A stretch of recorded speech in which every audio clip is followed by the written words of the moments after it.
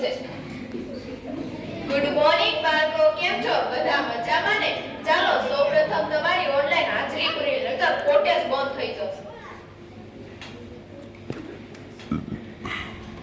ચાલો ઓનલાઈન હાજરીમાં ધ્યાન. ઓહો, એક તો અત્યારે બધી જ જગ્યાએ નેટવર્કના પ્રોબ્લેમ ચાલી રહ્યા છે. ચાલો બિલકુલ અવાજ નહીં, ઓનલાઈન હાજરીમાં ધ્યાન. Roll number 1, roll number 2, roll number 3, roll number શું આચાર્ય સાહેબ બોલા છે? ચાલો હમણાં જ આવો. Roll number 4, roll number 5, roll number 10. સરસ, બધા જ હાજર છો. ચાલો બાળકો, અત્યાર સુધીમાં મેં તમને જે તે પ્રકરણ ચલાવ્યો તે તમે વાંચો. હું હમણાં જ આચાર્ય સાહેબને મળીને આવી. આચાર્ય સાહેબને મારું શું કામ છે? ચાલ જઈને પૂછી લો.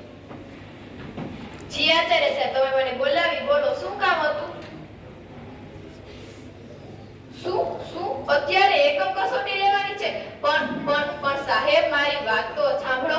છેલ્લા 3 દિવસ થયા હું રજાઓ પર હતી. એક દિવસ કલા મહાકુંભમાં ગઈ હતી અને એક દિવસ રજાઓ પર હતી. બાળકો એકમ કસોટી કેવી રીતના લખે? પણ સાહેબ, ફરજિયાત છે. કાઈ વાંધો નહીં, એકમ કસોટી હું લઈ લઈશ. હજી તો મારે 2 પ્રકરણ ચલાવવા બાકી છે. હું કેવી રીતના એકમ કસોટી લઈશ? ચાલો બાળકો, તમે જે તે કરતા હોય તે મૂકી દો અને એકમ કસોટી નોટબુક કાઢો. આચાર્ય સાહેબે કીધું છે એકમ કસોટી લેવાનું, તો લેવી તો પડશે જ. હા શું બેટા? હા બેટા, મને ખબર છે કે હજી આપણે 2 પ્રકરણ ચલાવવાના બાકી છે, પણ હું શું કરું? આચાર્ય સાહેબે કીધું છે તો કરવું તો પડશે જ. પ્રશ્ન 1, પ્રશ્ન 2, પ્રશ્ન 3, પ્રશ્ન 4. શું આચાર્ય સાહેબ બોલે છે? ચાલો હમણાં જાઓ. પ્રશ્ન 5. ચાલો બાળકો, સારા અક્ષર કરજો અને એકમ કસોટી લખો. હું હમણાં જ આવું.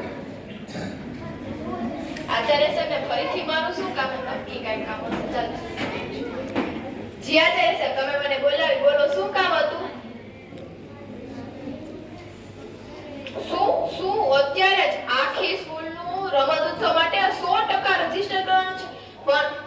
પણ સાહેબ, મારી વાત તો સાંભળો. હજી મારે કલા મહાકુંભના ફોર્મ ભરવાના પણ બાકી છે અને હજી તો આપણે સિલેક્શન પણ નથી થયું. હું કેવી રીતના 100% રજીસ્ટર કરીશ? સાહેબ, પણ સોમવારે કરું તો નહીં ચાલે? શું અધિકારીનો ફોન આવ્યો હતો એટલે કરવું જ પડશે. કાઈ વાંધો નહીં, મારાથી બનતો પ્રયત્ન કરીશ. જો થઈ જશે તો હું ઓનલાઈન એન્ટ્રી મોકલી દઈશ. ખરું છે, અત્યારે બધી જ જગ્યાએ 100% રજીસ્ટ્રેશન અને આંકડા મોકલવાની સ્પર્ધા ચાલી રહી છે.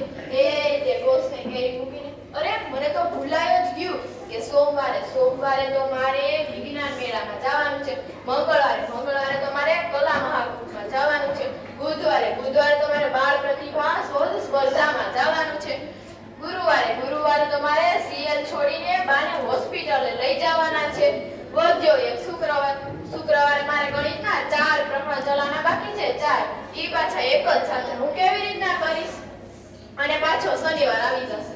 હજી તમારે ઓલી વખતની એકમ કસોટી પણ બાકી છે અને પાછી એકમ કસોટી આવી જશે. હું કેવી રીતના કરીશ? ક્યારેક તો એમ થાય કે આ શિક્ષકની નોકરી છોડી દો. આ શિક્ષકની નોકરી તો છે ને મારા અંદરના શિક્ષકોને જ મારી નાખશે.